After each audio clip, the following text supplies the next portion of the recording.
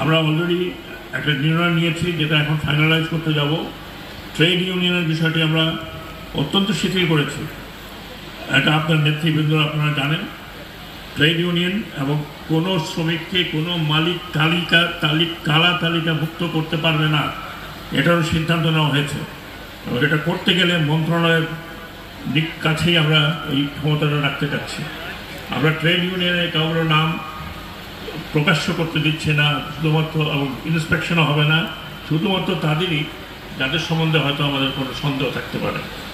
এবং প্রত্যেকটি কারখানায় ট্রেড ইউনিয়ন করার অধিকার রয়েছে, অন্ততপক্ষে 5টি, মিনিমাম 5টি ট্রেড ইউনিয়ন একটি জায়গায় পড়বে। পরে একটি সিবিএ নির্বাচনের মাধ্যমে সিবিএ নির্ধারিত হবে, তারাই সরকারের সাথে শ্রমিকদের পক্ষে যা দাবি দেওয়া আছে সেগুলো উত্থাপন করবেন এবং তারাই হবেন বার্গেনিং এজেন্ট।